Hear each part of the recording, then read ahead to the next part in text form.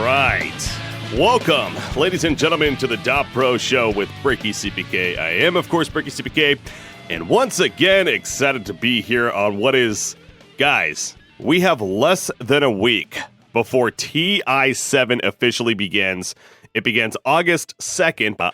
I assume it's going to be, even a couple of days before, not 4 or 5 before. Simply put, it's less than a week as I'm recording this show. So I can't believe it. I don't know about you guys, but I can't believe it. I've said this time and time again here on the show. This is my personal first experience that I get to have with a TI event in terms of being a big part of the Dota 2 scene. Again, I've watched previous ones before, but I've never really been a part of the scene until this last year. As a caster, doing things like this podcast, heavily playing the game, it's definitely a different experience. I will say that. And I'm sure there's those that are listening that can agree with that, where maybe you were chiming in before you maybe were a diehard Dota 2 fan. But now that you are, again, if you're listening to this show, I assume you're somewhat invested into Dota 2 at least. You can appreciate it that much more when it comes to what we get with the compendium and all that jazz. Anyways, again, I'm excited. I truly am. I'm going to be going to the main event portion. Of course, I actually leave on August 7th. I'm going to be flying out there. And again, guys, no details just yet, but we are planning to do some content from TI7 itself when it comes to this very podcast show that you guys definitely should look forward to. It's going to be a blast. But next week, again, we got the group stages kicking off August 2nd through the 5th, I want to say it is. So, yeah, 4-day event. Now, I want to start off the show with making a couple of points right here. First off, how this is going to work coming up here. So, obviously, we got this show that we're releasing a little less than a week before the group stages start. Kind of looking at the schedule and being TI7, we figured we would make some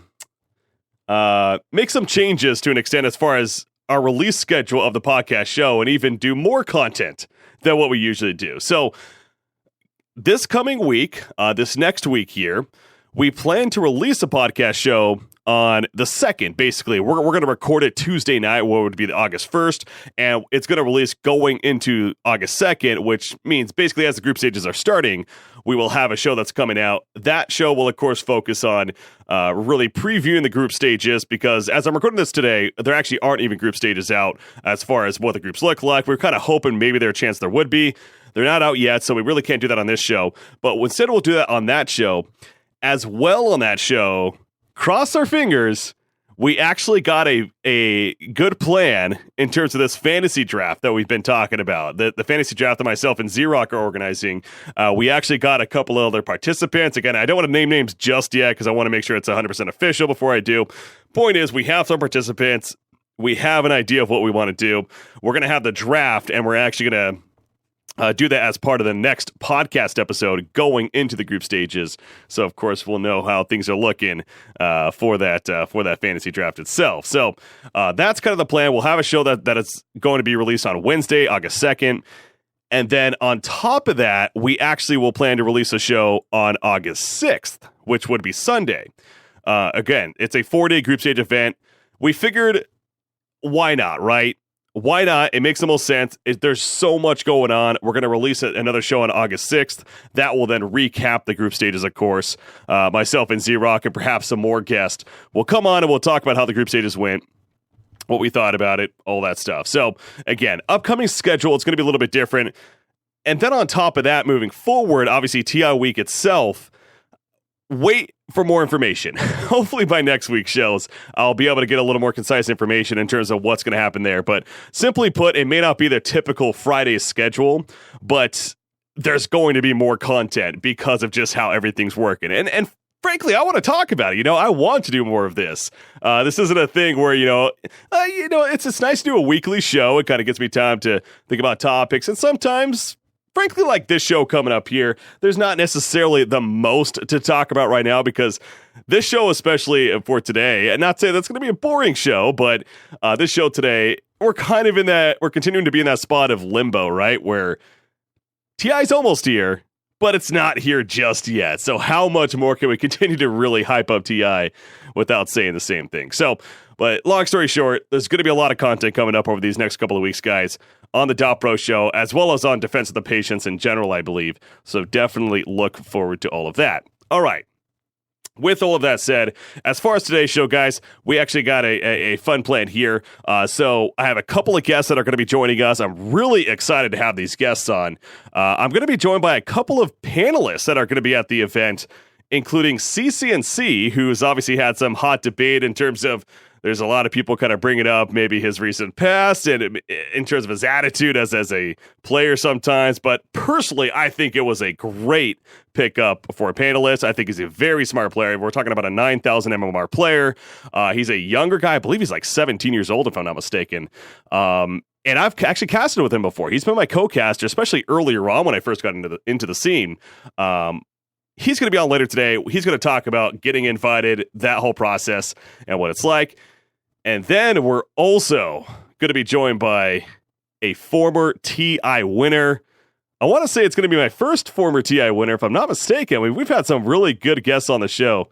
But no, did I have PPD on? You know what? I'm sorry. I think I did have PPD on, so maybe I did jump the gun a little bit too much right there. But another former TI winner, we're actually going to be joined by Akke. Akke is going to be joining us on the show here today, and he's going to be talking about similar stuff to CCnC in terms of his, invite and what he thinks going into TI7 and all that. So look forward to that, guys. Both Akke and CCnC going to be joining me on the show. I want to also make a point. Z-Rock is not going to be joining me on this show. So if you're tuning into the DotPro show to hear Z-Rock, unfortunately, he's not going to be on today's show. Again, mainly because there really isn't the most to go over right now, but he will be on these following shows coming up with TI7 itself. All right, so get excited for all that. But before we get to those, I know you're ready for those interviews. I do want to go over, of course, what I like to call the good, the bad, and the ugly. All right, so this is going to be an interesting one because the good and the bad, they're going to kind of they're going to kind of go off of one another. So the good and the bad, I wanted to focus on the Dream League event, DreamHack event. So there actually was an event that took place this last week. Sure enough, this last weekend even. Of course, the DreamHack event, we previewed it in the last show. $175,000 prize pool for 4 teams. So this is Dream League coming to a conclusion.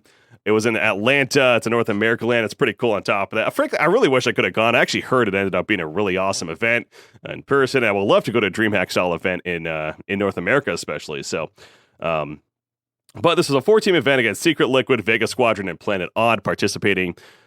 The good side, Team Liquid. Team Liquid ultimately winning the tournament. They won it 3-2 over Planet Odd in the grand finals.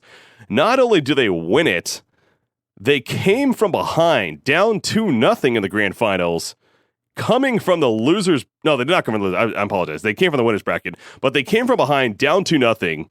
They won the next 3 games to win the series 3-2 and claim the champion title there. Obviously, the share of the $175,000 prize pool. They got $80,000 as a result of first, where Planet Odd ended up going home with $45,000. But going back to the good, again, Liquid, this is a team that's had a bit of momentum going into TI7 itself. Now they have even that much more, right? This is an invited team. We're expecting a lot out of them, and this has definitely got to feel really good going into the main event. Now, as I said in the preview, I'm not going to take from this event really too much, especially for the 2 TI participant teams, both Liquid and Secret. But it definitely has to be at least a little bit of a boost. They are human after all, knowing that they won an event going into it, as small as it was, only being a 4-team tournament, still has to be a pretty damn good feeling. So on top of that, actually, the game 3, in fact, when they were down 2-0 on the verge of being done, finishing runner-up, they went with the good old Huskar Oracle strategy. Miracle playing the Huskar right there. They went Huskar Oracle. They had GH on Visage, actually. But even looking at the Dota buff right here, they won the game in 17 and a half minutes. Well, 17 minutes and 48 seconds to be precise. 22-4 hero kills. Miracle went 10-1-4. He ended up just going off there in the early game. That's the potential of the cheese, though. I mean, with their backs against the wall, they're like, you know what? Let's go ahead and run our Oracle Huskar combination, and it worked out. Boy, did it work out ever. The other kind of funny thing about that is on the other side, Resolution for Planet Odd, he ended up playing Anti-Mage, and he went 0, 0, and 0. He did not do a damn thing when it came to hero kill stats, but they ended up giving up by the time, it just, they felt like they were not going to win the game. They were getting overwhelmed. Their base was already being pushed in, I believe, and obviously at that point, no reason to continue on. So they gave up, and then that kind of started the momentum for Liquid to ultimately make it happen, and again, to win the series 3-2. So big congratulations to them on top of that. Obviously, again, got to be feeling good about it. On the other side, we have the bad. Now, again, I am stretching a little bit right here. I want to preface with that. This isn't horrendous. Team Secret finished third here. They ended up losing to Planet Odd 2-0. And the losers, including, on top of that, they actually lost initially to Planet Odd 2-1 in the first round of the tournament. They got knocked down. They beat Vega Squadron, although it did take 3 games to do so. For a TI qualifying team, including on top of that, they were actually down 1-0 to start the series. Again, I'm not going to sit here and suggest that Secret has everything to worry about now, but you would kind of almost hope that they would be able to take care of business there against a team like Vega Squadron, and that ideally even move on to the finals. But granted, Planet Odd is a very good team. I don't think anyone's surprised that Planet Odd necessarily defeated Secret. Planet Odd is a team that is a TI caliber team. So that's why I say this is a little bit of a stretch. Frankly, I was finding it hard to find a bad. But if I did have to find one, it would say Team Secret finishing third at this event. They lost again to Planet Odd 2-0 there in the loser finals. Not a huge deal. So I'm not really going to go too much into that, as it is a stretch. So it leads us to the ugly here. I want to be very careful with how I present this, because I want to make it so, okay, let's start with this. Obviously, for those that may, watch my stream or know me personally as a caster here on the scene, and even do this podcast, or maybe you don't know, maybe you just know me from this podcast. So to give you an idea of where I stand, I'm actually attempting, and I've been doing so for the last 10 months here. I officially started in September of 2016. I transitioned from working full-time at what was Frostburn Studios, which is actually the creators of the game Heroes of New Earth, and I left that job to do freelance work with the intentions of being an esports caster focusing on Dota 2. I made that natural transition because, as you may or may not know, obviously a lot of Han influence came into Dota 2, from players to heroes. There's just a lot of similarities. It was the natural, evolution of me as a caster, me as an esports caster. And frankly, I actually grew up with Dota 1 initially. That's the reason I got into Han, like a lot of people. I actually played Dota 1 in the beginning. I've always been a fan of Dota. It's just, at that time, I happened to be heavily invested in Han. Going back to this, though, the point is, I've been very invested in Dota 2 for the last 9-10 months here. Obviously, as a caster on the scene, the biggest goal is to reach TI7, or TI, is to reach the international every year. There's several reasons for that, as you've heard many times. One is the prestige, of course, the idea of the prestige, the feeling that this is the Super Bowl, this is the epic event. From that, you gain more notoriety, not only amongst the Dota 2 scene, but even esports in general. Obviously, it can help boost you there, and your look there. And then, of course, the money's nice. I mean, any of the talent will tell you that's part of it. Let's be honest here. Any of the talent that likes to say, you know what, I just wanted to go because it's TI and it's just epic, and which it is.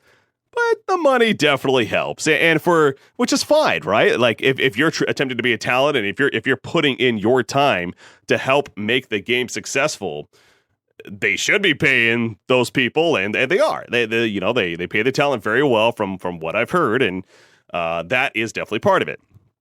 So you almost have to truly be a freelance caster in esports in general, let alone a game like Dota 2.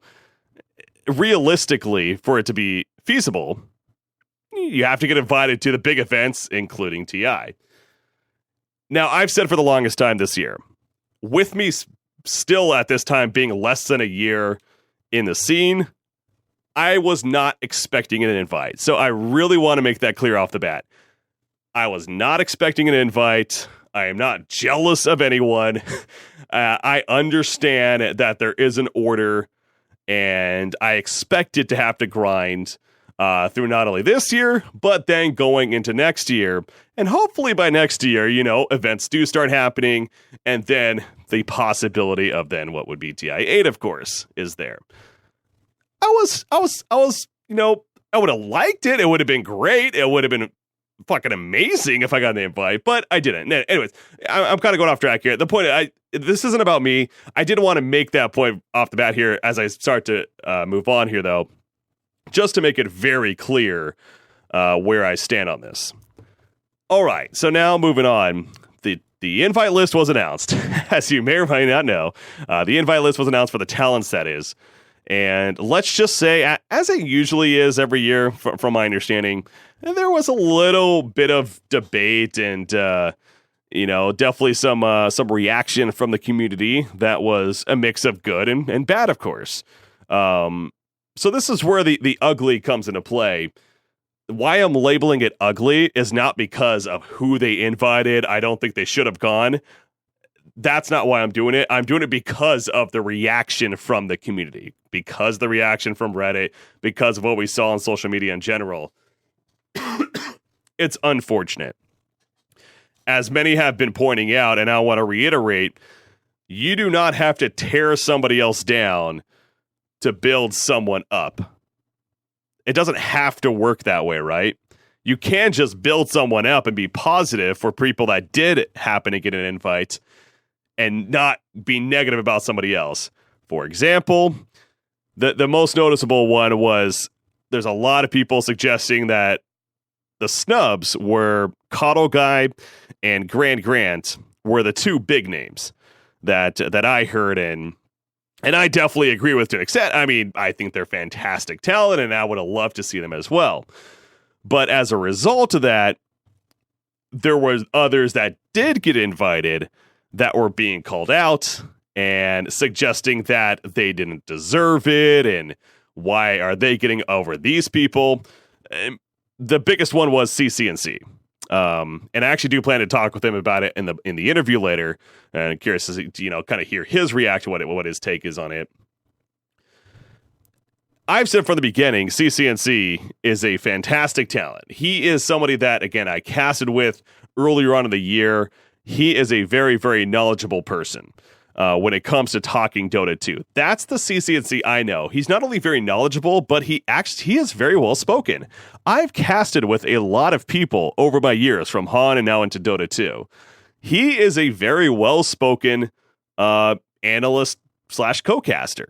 I really think so. And unfortunately, a lot of the reaction that's coming of it is, I guess, people are bringing up, some personality issues that he's had with the public games. He does a lot of streaming, and as a result of that, naturally, there's going to be, everything you do and say is going to be recorded, and so people are looking at that and bringing up examples there in terms of why he shouldn't get invited or whatever, or why he shouldn't be going. I'm not sold on that. That's not the CCnC I know anyways. Again, I know the one that is going to do very well at TI itself. But it goes back to the ultimate point of, it's really unfortunate that the community has to try to justify one thing by tearing down another. One interesting thing that Valve also did this year, where they haven't necessarily done in previous years, is they also invited a couple of big name former players, some former and even current players, that former TI winners in a lot of ways, to be as part of the panelist for the event. And Akke, Admiral Bulldog, and PyCat specifically were these big names. Now, again, I love this idea. I love the direction that Valve is going with this, because even when you look at traditional sports, whenever there is a big event, or whenever there's like a big event in a traditional sport, whatever it may be, not that you have to be a 10,000 MMR player, or you've had to win TI to be able to speak up on topics. But it helps. They're going to have information and knowledge and insight that you just aren't going to have no matter how much research you've done, no matter how much experience you think you have without winning a TI. I mean, that's just fact, right? Like, you can't win an event like TI, the ultimate event of not only Dota 2, but in esports of a lot of ways, without really knowing what the fuck you're doing. Like, they have knowledge. Now, again, the idea that are they going to be the best on camera? Are they going to be the most well-spoken? Maybe not. Maybe not. But I don't have an issue with that. As long as it's competent, as long as we're able to understand them, and as long as they're able to get, their points across, at least in a decent manner, that's what should matter. It's the content that should matter, not necessarily the presentation in full. I think I guess I should also word it like, I think it's going to be good enough to where that won't be an issue, right? Like, I think Valve's also smart enough to realize they're not just going to invite people that had formerly won TI just because they won TI and not looking at the idea of, well, how will they be on camera, right? Like, that's going to happen. So I'm very confident that these guys are going to do very good on camera. I'm very confident that Valve, made a point of that as they sent these invites out. I am overall, very happy to see the list that we got. Again, I'm not going to go over every single name on the list here. You can obviously check it out on Wikipedia or wherever, all these other resources here if you're really curious. Now this leads us to the ultimate invite. Day 9. Day 9 is your host of TI7. Again, I feel almost bad labeling this under my ugly segment because, as you may have realized, I love all of this, and I actually like all these invites, and it's no different here. Day 9 is your main event host. Now, Machine is actually a host as well. However, he's only doing the group stages. So Valve decided to kind of split things up a little bit this year, where Machine's going to be the host for the group stages, and then Day 9 will step in for the main event itself, which, of course, is the quote-unquote playoff portion, the double elimination bracket there of the tournament. Now, Machine really shouldn't surprise anyone because, obviously, we're talking about a host that did both the Boston Major and Epicenter, two very, very big events throughout the year. Day 9, however, and I get why, may be surprising to people, and we've had those out there that have made points why they don't think he was the best choice. Most noticeably Nahaz, who's definitely not afraid to speak his mind on these, quote-unquote issues. His strongest point is that I think it sets he thinks it sets a bad precedent that we are giving such a title to somebody that essentially just joined the scene, literally like 3-4 months ago, less than a half a year ago, right? When he started doing his thing with Purge, with the learning with Purge or whatever, the Day 9 thing. And it sets a bad precedent if we're inviting somebody like that to TI as their first event. I mean, it's true. He has not done a Dota 2 event before. This is literally his first Dota 2 event, and we're talking about the biggest prize pool tournament in Dota 2/esports history. So there is the part of me that understands where that's coming from, and I completely get why that argument is made. But as I responded on Twitter, and as I'll respond here in full too, I don't think TI, as epic as it is unique enough to the point for a host where you need that previous experience. Again, I want to be very clear here. I'm talking about the host role. As a caster, as a panelist, as an analyst, as a co-caster, absolutely. You need that previous experience to an extent to have at least something relative to ideally get that invite. Now, again, there are some exceptions in the case of Akke and Bulldog, as we talked about earlier. They're former TI winners. I'm also fine with that perspective. But with the host role, Day 9's not completely new to that, right? we're talking about the guy that he recently did E3, which I actually watched, and I thought he was fantastic. I thought he was fantastic at E3. He was a lot of those hosts at E3 and these conventions that happen throughout the year, I feel like we're trying to fit in kind of people, but don't really. Day9 fits in. He is truly a gamer. We know this. I know this. I grew up with watching Day9. It was StarCraft, back both in Brood War and then, of course, eventually in StarCraft 2. So he has that recent experience. And then, of course, speaking of StarCraft, he has tons of experience doing the StarCraft side, from host to caster, whatever it may be. I am very confident Day9 is going to be a fantastic fit as the main host at TI7. Yeah, no, I was when the post was made that he was actually going to be host. It's kind of funny because I even called it, talked with some people beforehand, and they pretty much had that same reaction that Nahaz has stated after the fact of, well, he doesn't have the experience, he hasn't done it before, and I was just, no, I don't think that's the case. And actually, one more thing I want to point out, it kind of makes what he's doing with Purge. Now, this is complete, I don't have anything to justify or back this up, but I feel like let's just say Day9's known about this possibility for a while. I feel like he started doing the Purge thing. I don't think he just started doing it just because. I think there was probably a little bit of a nudge there, a little bit of a, hey, you want to host Dota 2 events, perhaps TI? And Sean or Day9's probably like, well, yeah, of course. So now, not that that's wrong again. I mean, that's just fine. But I wouldn't be surprised if that's kind of how that's how it went down. So, all right. So again, that technically was my ugly segment there, but as you can tell, really a lot of positive. It's hard to be negative, frankly, when we have freaking TI around the corner right here. So.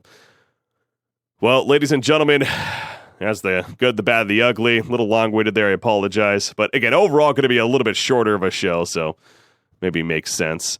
But now, it's a time that I'm sure you guys are excited for of the show. Going to be joined by a couple of my guests. We're going to be joined by first, the former TI winner himself, going to be a panelist coming up at TI7 here. Akke, going to be joining us. Sit tight, guys. We'll be right back.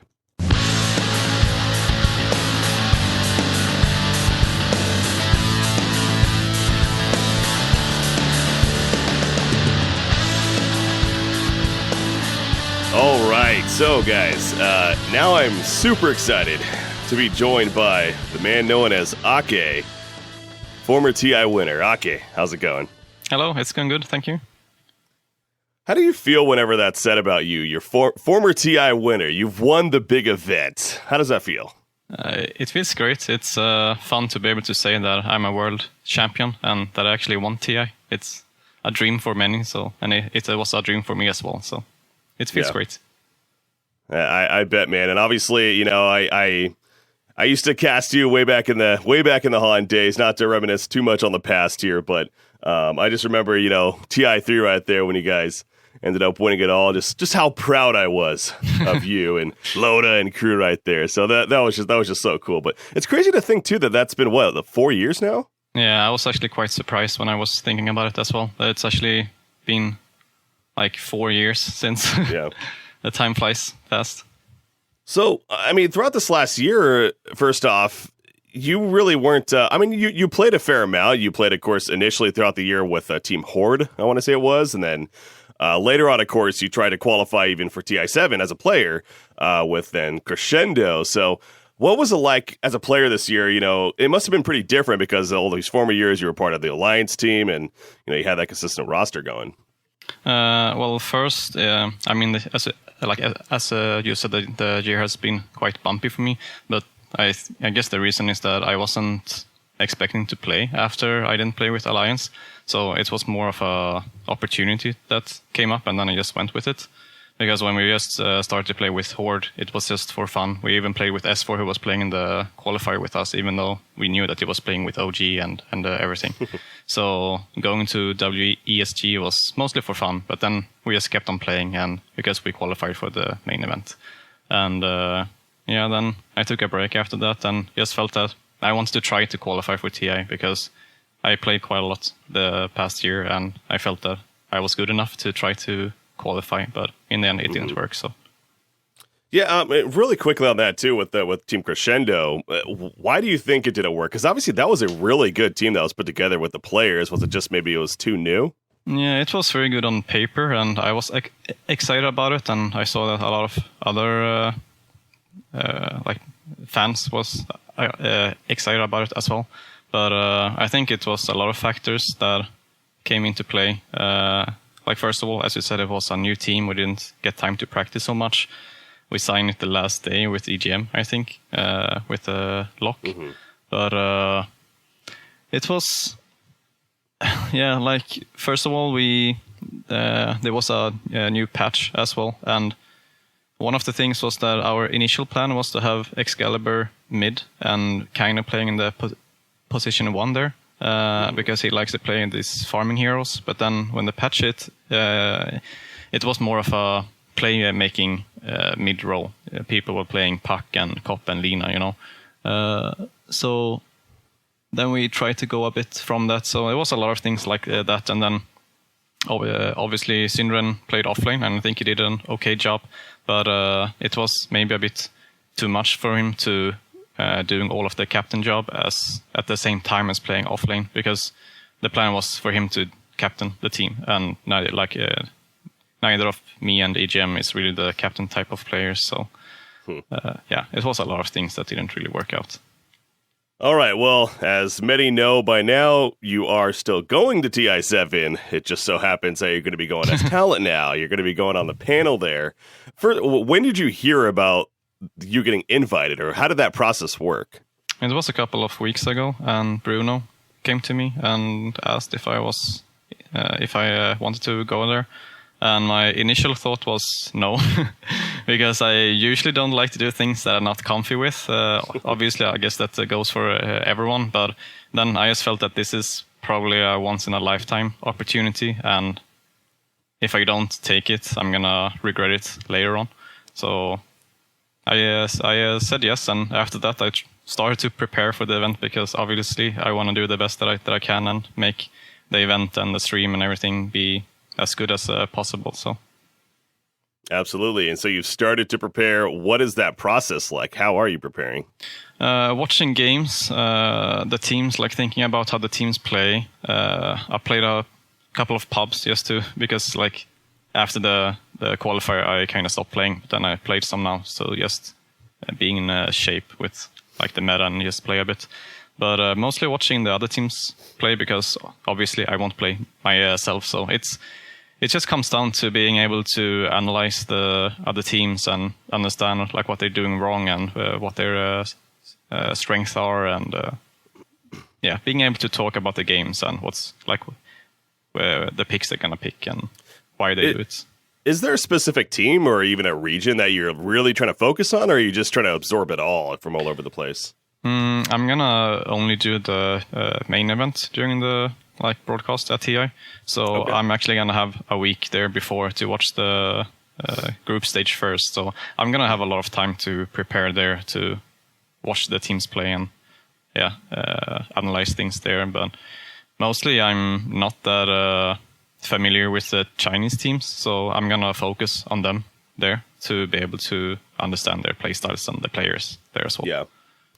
It's something that, since I got the chance to cast both the, Kiev qualifiers as well as even these TI7 regional qualifiers, you really do realize that strategies vary from region to region as far as top tier picks. I mean, there's just ridiculous differences from a hero like Lina being so popular in like NA, Europe, whatever, and then China, we just don't see it at all. It's just, is there something that's really stood out to you along those lines where, like maybe a specific hero that you see somewhere but not anywhere else? Or it's not a specific hero that I think about, but I agree with you. There have been heroes that are like not picked at all in one region, but they are in another one. So it's gonna be fun to see how it's gonna go down at TI, like which heroes is gonna get banned a lot and which heroes gonna get picked a lot. So I mean, how is it different with you being a player compared to now preparing to work on the panel, I assume as a player, even in your case, I think you even did some drafting in the past. Like I assume you would watch replays, watch other games. Is there a different style? Is there something else you're looking for now, or is it kind of similar? It's kind of similar. It's just that it's a different job, I guess. When we were playing, and then obviously we were practicing a lot and just screaming and watching ourselves play and try to get better. And we did watch other teams play to try to steal things from them and see what they did good that we can take. But I mean, now I'm actually more scared going to TI now when I'm at the panel instead of playing, because playing is something that I've been doing for so long and something that I know that I'm one of the best at. And since I haven't been on the panel in like this big panel before, it's something that I really want to be good at there to like practice for it. So it's a bit different. I'll say this, Akke. Being a former TI winner, being a good-looking guy, you're gonna do great. Don't worry about that. I can understand. Did you have like experience doing much casting at all, or is this really like your first kind of casting gig? I've never casted before, but and I guess not being at the panel either. But I mean, it's kind of like it, when you talk to other players and you analyze the games. It's just I'm gonna be doing that on the panel, so I think it's gonna be okay. But at the same time, it's not something that I've been doing a lot before, so obviously it's gonna be quite new for me with everything. I imagine too, being a part of Alliance now for so long, you've had to do a lot of interviews, even stuff like this. Do you think that's gonna help you ultimately? That be more prepared? I guess a bit. I'm not scared to talk, doing things like this. It's just something that I don't enjoy as much, and that is why I usually don't do it. But after I've done it, I think that is fun. It's just the period before it that it's a bit. It's not something that I look forward to do really. Like interviews and stuff. Mm-hmm. But of course, I'm really looking forward to be at the TI, so it's not really the same thing. Well. Part of the other talent list, of course, Admiral Bulldog was also announced. Do you know if you're going to be working alongside him, or is he going to be doing something else? I've been getting some info about what's going to happen, but I'm not sure if it's final or not, so I can't really say that much about it. But okay. What I know is that I'm only going to be at the main event and be on the panel there with... what they said to me was that at least PPD and Merlin is going to be there as well, but I'm not sure actually what's... what is their final plan or not. It can change, I guess. So, okay. Going back to the strategies that you've been seeing as far as preparing for this event, something that I've been hearing and I've talked to several others about is this TI specifically. There's something about it where we really don't know, for the most part, what strategies teams are going to run, whether it's because the patches have changed so much. Obviously, we had patch 7.0 come out throughout the year, which definitely changed a lot in general. Do you feel that way as well, where there's just no certainty we could see anything at TI7? Yeah, it's basically anything that you can play, and that is why the patch, everyone likes it that I've talked to, and I enjoy to play it as well a lot.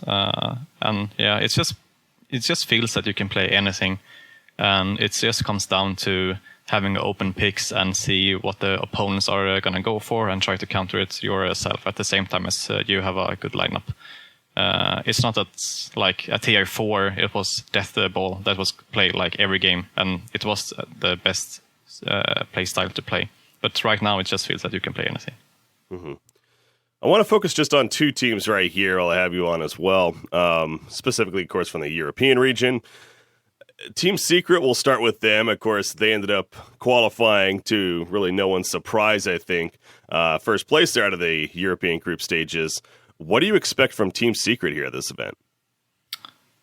I think either they can win or they can finish last, basically. Yeah. It's a hit or miss. But I do think they are very good, and I think Yapsor fits them very, very well. He's a very flashy POS4 player, and I think that was the thing that they needed. Actually, when you think about it, I think, for me at least, Puppy and Pylidai is a position 5 player, at least how they the play style that they play. So having Jap on their team instead really makes sense. And I think that it's like showing when they play as well. Mm-hmm. No, I agree with you there. They're kind of a very up and down team, so it'll be interesting to see how they finish. And then the other one, Hellraisers, of course, formerly known as Planet Dog. Now, this was a team that surprised a lot of people when they qualified. I think it's safe to say. Well, what are your expectations of them? I think they will do okay, but they're not that used to playing on a big stage. I think none of them has been at TI before, right? So yeah, so it's gonna be very new for them, and I think that can actually make them play a bit worse if they're not like you never know how people behave or how they react when they play on a big stage, and like when it's TI and you know this is it, and so that can not be in their favor, I guess. But yeah, I was surprised they did that well, but at the same time, I know that 33, the Coon or Neda, he has a lot of names, but he's like very, very good because I played with him before when we played in Horde, and he was a very, very good player. So I wasn't surprised when they qualified because he's a very, very good player. Yeah.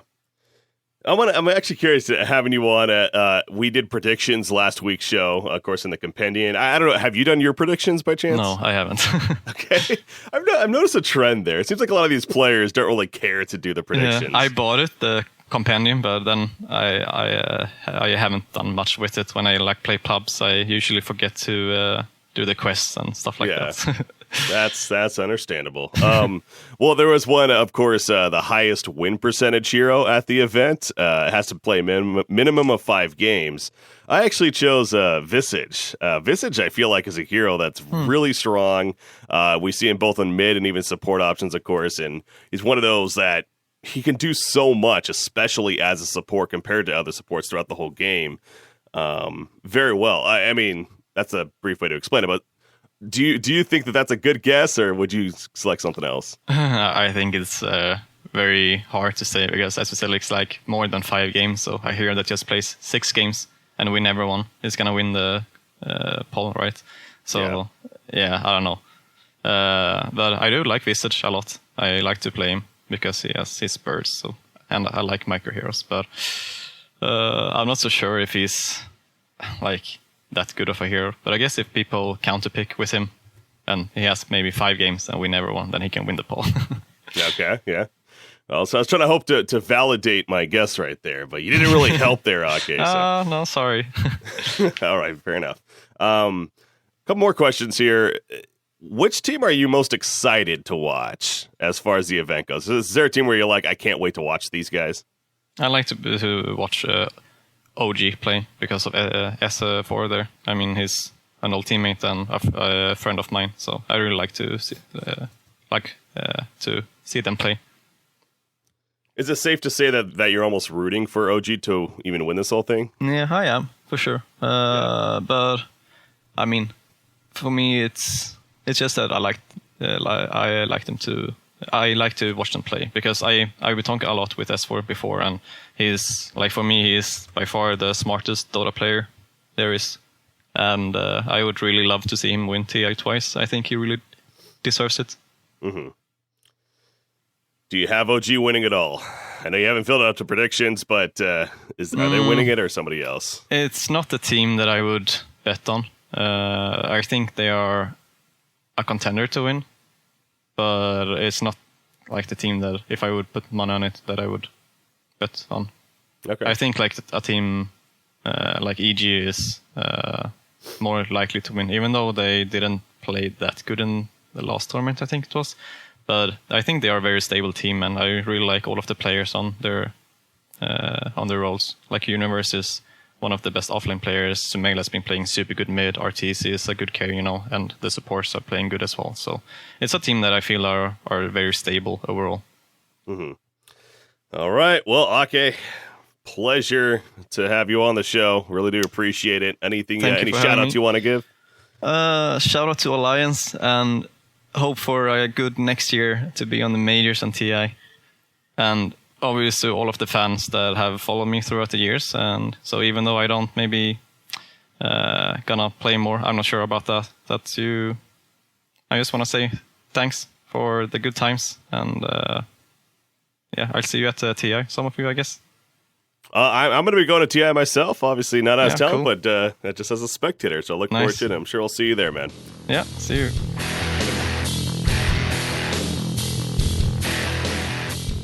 Okay, guys. So now I'm actually really excited to have this my next guest on here. I happened to cast with him throughout this past year. I definitely had a lot of fun with it. In my opinion, a great analyst, and I'm sure he's going to do great at TI7. One of the TI7 talents, CCnC, going to be joining me. How's it going, man? It's going pretty good. It's going good. Going good. So you're preparing for TI7 now, of course, part of the talent list. So how's that going? What's the process like for that? It's going good. It's not too much work. A lot of it is just like looking at their Dota buffs and drafts, looking at common trends or heroes they pick a lot. How I think they're gonna be like picking and playing going into the event, right? Because you can't tell too much like once the event gets going a couple of days in, right? Because everybody adapts. Depends what they're losing to or winning with, stuff like that. So it's kind of like just getting a feel for like basic stuff, for interesting talking points, stuff that they do different from other teams, or like what makes them good or whatever. Yeah. Is there a specific team or a region that you're focusing on, or are you just trying to get it all? I'm getting stuff for everyone. Damn. That's overwhelming, man. I mean, I've definitely prepared for events myself, and especially for an event like TI7, we got 18 teams that are going to be there. So you have organized. Are you the most organized guy, or is that troublesome for you?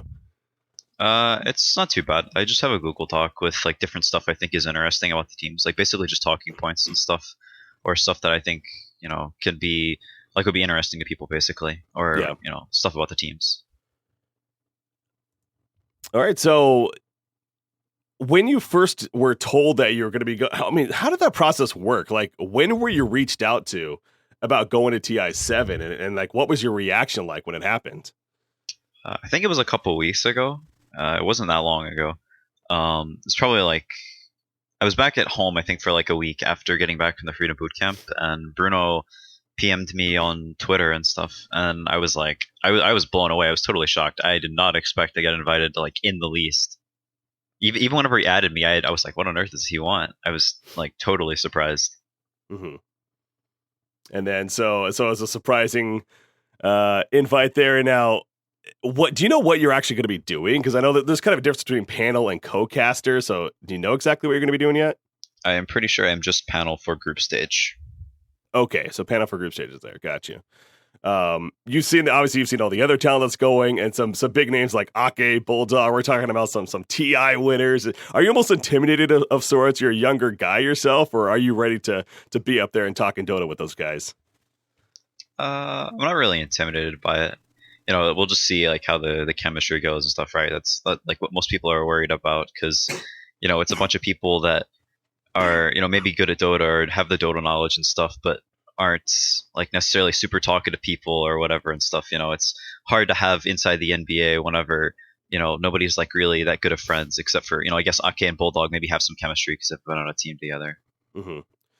When it comes to the casting side, and especially in this case working on panel, then do you feel like there's a lot that you can learn as a spectator even, or would you say as a player that's where you learn most of your knowledge? You mean as a player, like during the qualifiers or something, like me playing in the qualifiers, like picking up on strategies or whatever, like plays that players are making that you're like, can you really learn a lot from watching, or just when you play the game, are you learning more that way instead? I think it depends from person to person, but I think everyone can learn from watching replays and live games and stuff. I think it's easier to learn from watching replays than watching live games, because obviously you can like pause, right, and think about specific things, or you can go back and say, why did this happen? But yeah, you can definitely learn from watching, right? Like it's a mixture of both playing and watching, and some people learn more from one thing than the other. There's some people don't learn much at all from playing, you just watch a lot of replays. You'll see like a lot of captains like that don't really play that many pubs, but they're like always watching replays and thinking about the game and stuff. How do you enjoy casting compared to playing? Is there part of you that actually enjoys it even more, or would you rather just be playing in the end? I mean, yeah, I would rather be playing at TI, right? Like, that was my first choice. But I enjoy casting. I enjoy talking about the game, right? Like that's why I stream, because I enjoy like answering questions and like that kind of stuff. It's fun to me. I like talking about the game that I enjoy. Yeah. Yeah, not to bring up bittersweet memories here, but on the idea that you'd rather be playing there. Obviously, you guys were pretty close with Team Freedom there. You had crazy momentum in the regional qualifiers, and I think surprised a lot of people, is safe to say. But you just came up short a couple of times. You lost that tiebreaker match, and then unfortunately in the grand finals, losing to DC there. What was that like for you, knowing that you came up that short, how close you were, and you came up short, unfortunately? I don't think I dwelled on it too much. Like it sucks. Like during the last game was like a stomp. Like I played really, really bad that last game. And so you basically know it's over for 20 minutes while you're just like slowly losing or whatever. Yeah. So it kind of like slowly sinks in and stuff, and it obviously like really, really sucks. For a while, but eventually you get used to it, right? And it's like life goes on. You have to move on. You shouldn't like dwell on it too much. You learn what you can from it, for future teams or just general life stuff, and then whatever. Well, so what is the status of the roster, by the way? Is that official that you guys aren't playing together anymore? Or, do you know what's going to be happening with that? I mean, nothing's official, right? But everything changes after TI. Generally, there aren't many rosters that don't make TI and stick together, unless there's some like big name teams, which we aren't really big names. So yeah, we most likely won't be sticking together. Stan might be just quitting Dota, period, or competitive Dota at least, and taking a real job that he is potentially real job. So Stan might not even be playing Dota. Snaking might be he just finished college, so he might be getting a job. So we'll almost definitely not be sticking together, and some of us might even not be playing Dota anymore. Well, do you kind of wish that team maybe formed a little bit earlier on in the year? Because is it safe to say that maybe your lack of experience as a team was one of the faults in those regional qualifiers? I don't think so. I think in the end, what killed us, or like why we kind of collapsed in the finals, was a lack of prep. And we were too one-dimensional. We were really good at one thing. Whenever we were like playing our style, we were, we could have made tier, right, if we were playing our style, but we kind of got figured out, and DC, like, they learned how to play against what we were doing every game, and then we just couldn't do anything else, and that was kind of just it. That was the last straw. We just couldn't play the game anymore.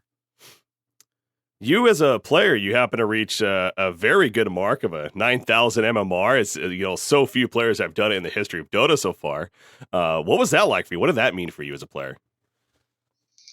It was nice, right? It's like kind of validating. I didn't spam my hero either, so it's like, whether if people like you, they don't like you or something.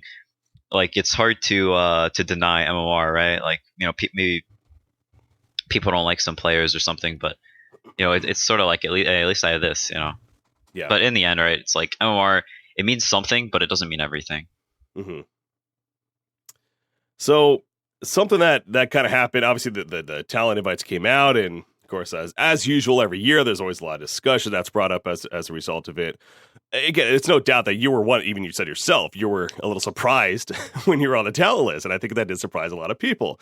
Again, personally, I honestly think it was very well deserved, and I even messaged you about that. I think you're going to do great there.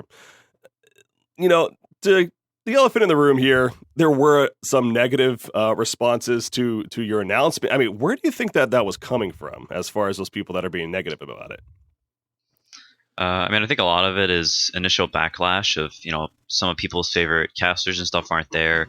And then also I'm just generally, I like a super liked personality, right? I've said some pretty outrageous stuff on stream, and, in general, Reddit has like a pretty heavy backlash to people like flaming in pubs and stuff like that. And I've definitely said some stuff like I regret or whatever that, is not okay. But I will say that Dota is not the easiest game to keep your cool in at all times. But, it's like stuff I'm working on, right? Like it's a work in progress.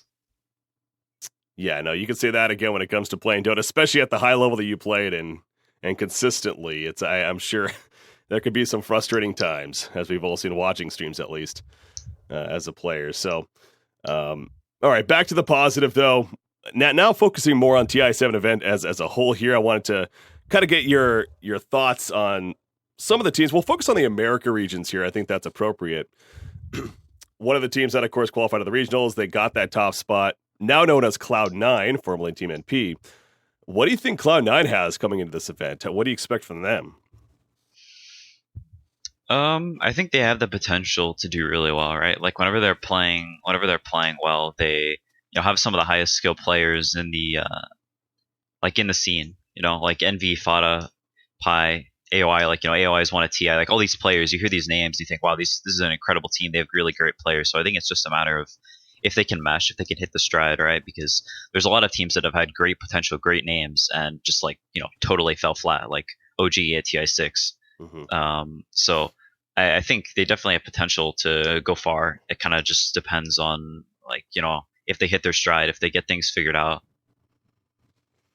I was talking with you about this before we started the recording here. Something I've noticed that, and you said yourself, you're kind of preparing, watching some of these pub games even, what some trends are.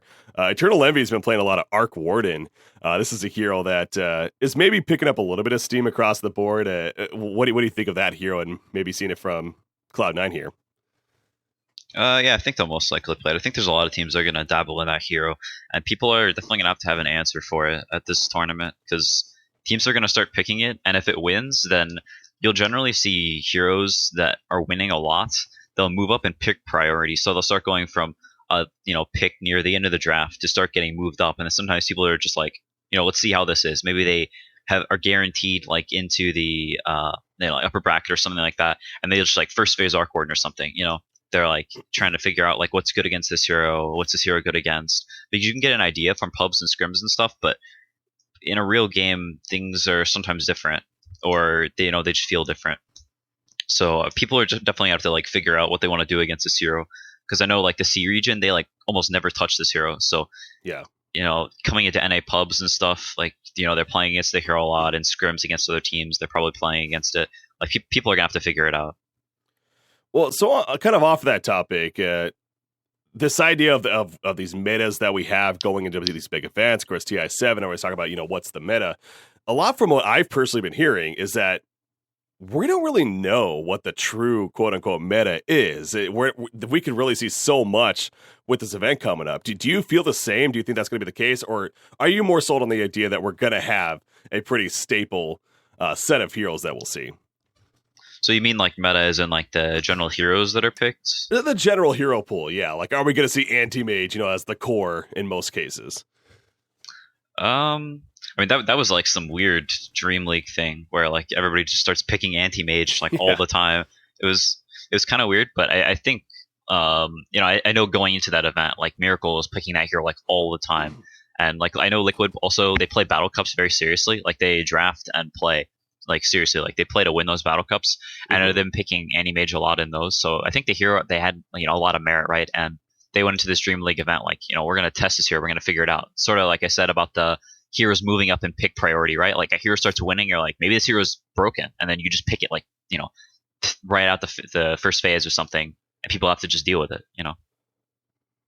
Is there a hero that comes to mind? I guess. Well, no, sorry. Go ahead.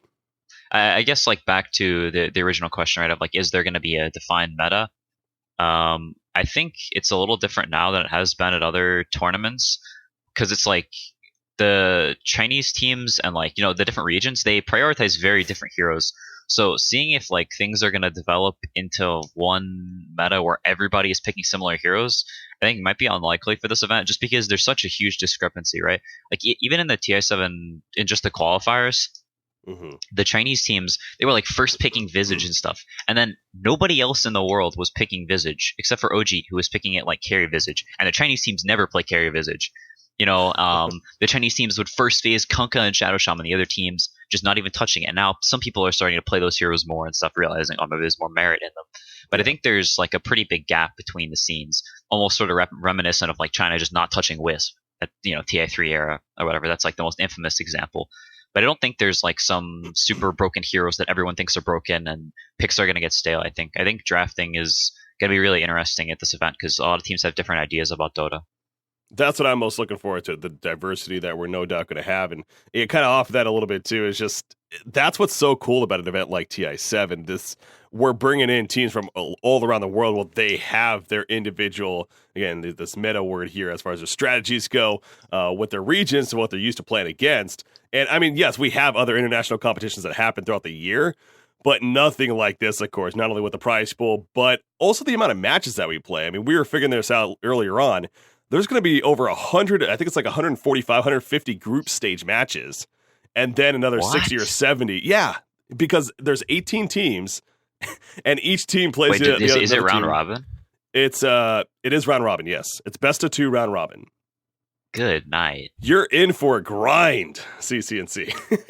When it comes to these matches. I don't know how the panel scheduling is going to work. We'll see. You're not going to do the whole thing. I understand that, but the point is, there's a lot of matches, so we're going to see a lot as a result of that. We're going to kind of see it all come together. So that's what's again most exciting for me. Just on a tangent there, but another team out of Americas, of course, Digital Chaos. They ended up qualifying.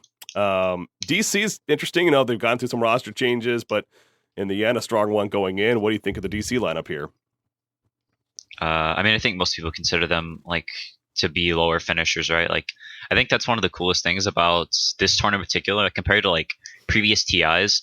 At TI6, I think like if you look at the caliber of teams, Wings was so much higher caliber than everyone else. It was unbelievable, like how much better they were than everybody else. Whereas if you look at this tournament, there's like 6 teams that are all like really similar. There's the 2 LGDs, EG, OG, VP, and Liquid, right? That's 6 teams that are all like super high tier. And you think about, you know, any of those teams versus any of the other ones, and you don't really know which one of them is going to win. And then even like the teams that are slightly below that, right? Like Newbie, TNC, you know, NP, teams like this. Even those teams, you think those teams could probably take a game off of, you know, a series off of the top 6 as well. So I think it's a tournament where, you know, I think you definitely consider DC in like the bottom half of the teams, right? Because like they're such big names, right? Everybody's so good. But not to say that they can't take games off of people, because, you know, like we've seen at the past, even at the summit, like DC almost taking down Secret. They beat who was a VGJ, who's not at TI, but, you know, a team that's taking games off of some of the bigger Chinese teams.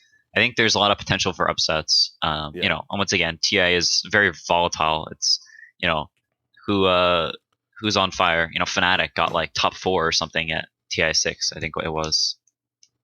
Yeah, I think they got 4th place, actually, if I'm not mistaken there. So, yeah, no, it's a lot can happen. There is one team that, on a negative side, I guess, to kind of go on your point there, that a lot of people probably aren't expecting to do the best. So sticking it in the Americas, but going to South America, excuse me there. Infamous actually represented South America. Do you expect them to be a team that has any kind of splash, or are they going to finish in that bottom part and possibly be one of those teams that gets knocked out of the group stages? I think it would be optimistic to say that they don't get knocked out in the group stage. I think it'd be very unexpected. I think another team would have to flop, or they would have to like pull out some miracle performance. I think, you know, once again, the caliber of teams is just so high. Like almost every team is playing extremely good Dota. So I think, yeah, I'm not going to be a contrarian. I'm going to agree that Infamous is most likely not making it out the groups. Yeah. And then you got Evil Geniuses, of course. I know you mentioned their name right there, kind of considered part of the top 6, of course, for good reason. Do you personally, are you expecting them to have a deep run in this event? Yeah, I think so. I think all those 6, I think, are going to do really well. You know, once again, it sort of goes back to there's a lot of good teams. You know, all 6 of those teams you could see winning TI. So, you know, once again, with all these teams, especially the highest tier ones, it's all about if like they find their stride and stuff. Like if things start working out for them, if the heroes they pick are, you know, they're working for them, they don't like lose confidence and stuff, because that's another like big variable. Is if you lose confidence in what you're picking, you don't know what's good anymore, and it's hard to regain that like in the middle of an event, because you don't really know what's good anymore, right? You're kind of just like picking things, you see other people winning with stuff, you're like, maybe that's good, you try it yourself, and you know, you don't really know why they're picking it and stuff, so you can kind of just get like stranded. Not to say that's going to happen to EG. I think they're, you know, obviously like veterans and they're good enough to where that's most likely not going to happen to them. But all that to say, I guess that, you know, once again, it's very, very volatile, and if people find their stride, then they kind of just tear everybody up a lot of times. Well, what do you make of EG? I'm sure you watched a bit of the MDL event that happened recently. They were doing some funky stuff. They did the support puck, of course, the the mid and support Pugna. We have the mid Ancient Apparition. Do you expect to kind of see that style of play, even style of drafting at TI7, or do you feel like that was a little bit of them getting a little wacky even? I think they were maybe trying some stuff. I think the support puck was just they saw a good game for a specific core. I don't remember what exactly they had in that game, but they saw an opportunity for a better hero or something in mid, so they're like, we could put it support. And I think Thunderbirds had also done support puck one other game. Some other teams have dabbled in it as well. It's not like super weird. But yeah, I think these are just heroes that they think maybe these heroes are good, and they're just sort of trying them. It's not TI, right? So you can pick these heroes and sort of figure out, hey, are these heroes good against the top teams in the world? Mm-hmm. Before TI happens. Not to say they aren't trying their hardest, right? And people don't really save strats, but sometimes people will try heroes that maybe they aren't sure are good, but they think are solid. Yeah. Well, before we get to the ultimate question here, I want to know what team are you most excited to see at TI7? Is there a team where you're just like, I can't wait to watch these guys play? I think Liquid is really cool. I think OG is really cool as well. I think those, Liquid, just like the way they pick and play the game is very cool. They're so good at a couple of styles like Wisp and Coddle that those heroes are just like death banned every game versus them. So they're like sort of opened up to do a lot of other different things, right? Because they know exactly what's going to be banned every single game because every team will ban those heroes against them. Is kind of cool, and I think OG, there's just a lot of really, really good teams. I'm curious to see if VP is going to continue doing this, pick a lot of different heroes meme, or if they, go back to playing stagnant Dota, or not necessarily stagnant, but playing a smaller pool of heroes instead of 85 heroes. That was pretty ridiculous. There's a lot of teams that once again, it's just really, really high tier Dota. Yeah. Well. The ultimate question, who's going to win TI7, CCnC? I don't know. I'm not a prophet. No, you have to choose. I have to choose. I'd say VP or OG, I think. Did you put anyone in your predictions? I don't have a compendium. Oh, my God. IDC hats. Oh, my God. I don't know if you should have said that, man. Oh, that's funny though. That's funny. You don't have a compendium? Come on. No, man. I don't care about cosmetics. Compendium, man. But I never do I bought it last year and I never do the predictions ever. And I have like 3 hats in the game. Well, times are changing, man. You're not going to work on the panel at TI7. Do I wear cosmetics on the panel? No, you got to do predictions. That's I can do predictions without a compendium, right? I guess you can. You just did it right here. All right. Fair enough. Well, CCnC, awesome as always to talk with you. Really do appreciate it. Any shout outs, anything you want to say before we wrap up here? No, not really. Shout out to Rick. Shout out to Kittrick. Well, best of luck at TI7. I'm going to be there in person as well, so I'm sure I'll say hi to you. If you're not going to be too busy casting all those 140 group stage matches. That's going on there. I'll just be doing group stage, so I'll be free to just watch during the main event and stuff. I'm sure we'll say hi. That'll be fun. All right. Well, thanks again for joining me, man.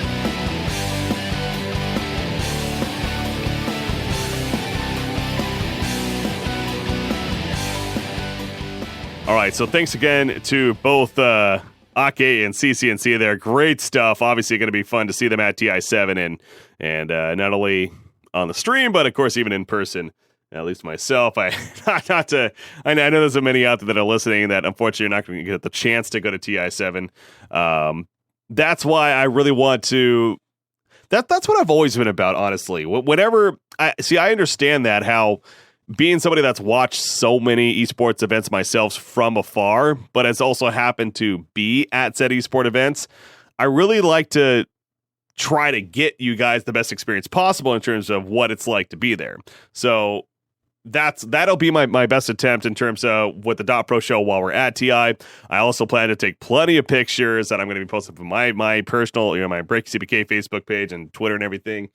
Maybe even do some vlogs of sorts. And we even had the idea, Z-Rock and I were talking about the possibility of doing a daily recap, really. We may even do that, like kind of a morning show that we'd release daily throughout the main event even of TI. So maybe shouldn't have said that because we're not 100% committed to that just yet. But, so don't think that's absolutely going to happen. But that's definitely something we want to at least try to do.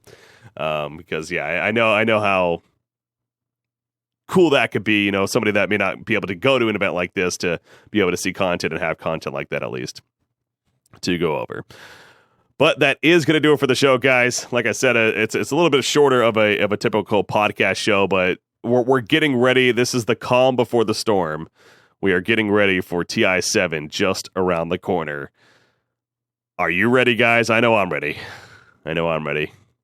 Really excited for it. So, again, guys, next week's show, looking to have our first episode of the week release on Wednesday, August 2nd, earlier on in the morning before the group stages start. And then our second one will be on Sunday, August 6th, after the group stages.